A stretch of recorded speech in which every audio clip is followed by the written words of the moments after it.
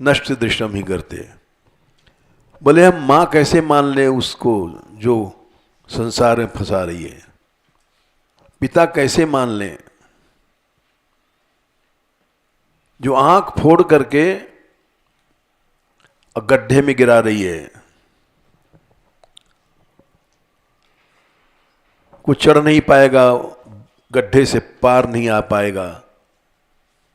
संसार के सब पिता, संसार की सब माताएं यही करती हैं।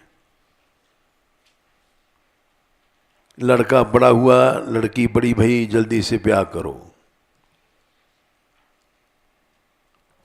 आंख फोड़ करके उसको विषयों में फंसा दिया, गड्ढे में, जिस गड्ढे से कभी न वो लड़का निकलेगा न लड़की निकलेगी।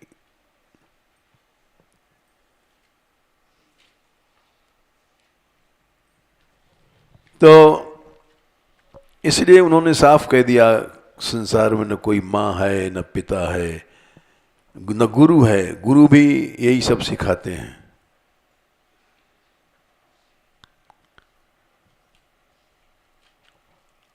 और क्यों सिखाते हैं? हम प्रिय बने रहें। सेठ है, भेंट नहीं करेगा, पैसा नहीं देगा, चेला चेली नाराज हो जाएंगे। इसलिए मनुष्य मीठा बोलता है और उस मीठे में विष होता है। आंख फोड़ने का विष होता है। आंख फूट गई उसकी, ज्ञान विराग नयन उर्गारी। उत्तरकांड में काकभुषुंडी जी ने कहा, ये दो आंखें हैं मनुष्य के पास। क्यों हैं? एक ज्ञान नेत्र है, एक विराग। राग मनुष्य को अंधा कर देता है, फिर वो कभी परमार्थ की सोच नहीं पाता। चलना तो दूर रहा, सोच ही नहीं पाता है। हमारे यहां हम देखते हैं, बहुत से लड़के आए, बहुत सी लड़कियां आई, विवाह के बाद सबका सत्संग खत्म। कैसे आए महाराज? बच्चे के इम्तिहान है, रोटी कौन देगा? वो स्वयं बंधन में बंध जाता है और चाहते हुए भी छोड़ नहीं सकता। चाह भी खत्म हो जाती है, नेत्र फूट जाते हैं, ज्ञान विराग दोनों नष्ट हो जाते हैं।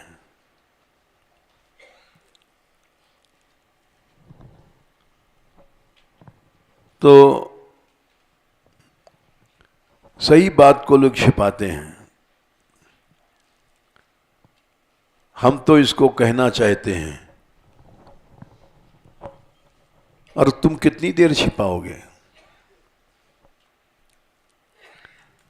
ऐसा तो नहीं कि तुम्हारे छिपाने से वो व्यक्ति जीवित हो जाएगा या मिल जाएगा।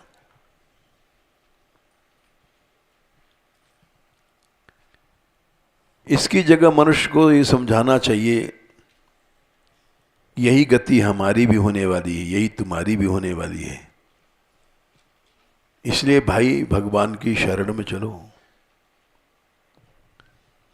बुदबुदा युतोषु, पानी के बुलबुला है शरीर है, जाने कब फूट जाएगा। चले थे बेचारे वहां से गाड़ी पर, और कोसी में एक्सीडेंट हो गया। जीवन का क्या भरोसा है? छिपाते हैं लोग। यहां तक कि किसी ने कुंडली देखा हमारी, और उसने बताया कि ये संकट तो पार हो गया बाबा का, अगले साल बहुत गहरा संकट आ रहा है। उसमें अगर बच जाएंगे तो कुछ दिन तक और रहेंगे। तो छिपाते हैं लोग, हमसे कहने में डर रहे थे। हमने कहा ये गलत बात है, कहो कि तुम क्षण भर में जाने वाले हो।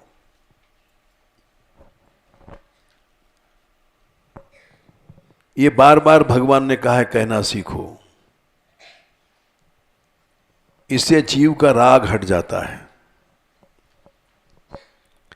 नहीं हटता तो कम तो हो ही जाता है।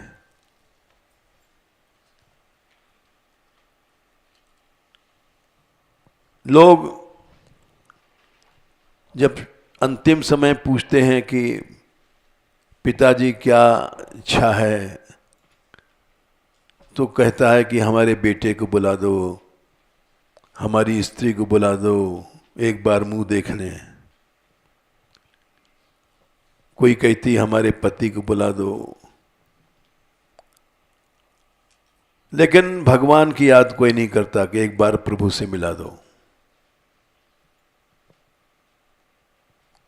मरण धर्मा जीवों की याद करता है, बेटे को, बेटी को, पति को, स्त्री को।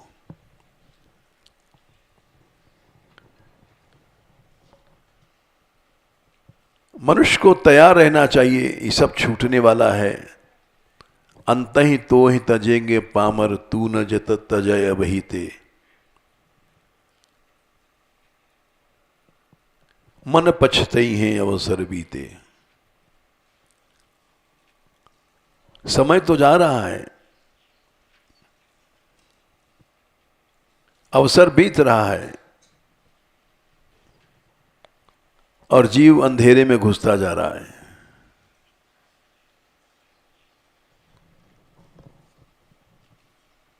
भक्त को ऐसी हिम्मत रखनी चाहिए। हम मीरा के चरित्र में बहुत प्रेम क्यों करते हैं? क्योंकि उन्होंने जो अनुभव किया संसार का वो लिखा है। अपने विचारों को उन्होंने लिखा है। ऐसे पद सांप्रदायिक लोग तो नहीं गाते हैं उनके पदों को, लेकिन हम गाते हैं। संसार में तो किसी की स्त्री बीमार है, किसी का पति बीमार है, किसी का बेटा बीमार है, किसी की बेटी बीमार है, तो जाके लोग कहेंगे घबराओ नहीं ठीक हो जाएगा, घबराओ नहीं ठीक हो जाएगा। झूठी बातें बोलते हैं लोग। सच बात यह है कि देखो भाई, सब लोग जा रहे हैं, हम तुम भी जाने वाले हैं। तैयारी यही है कि हम भगवान की शरण में जाएं।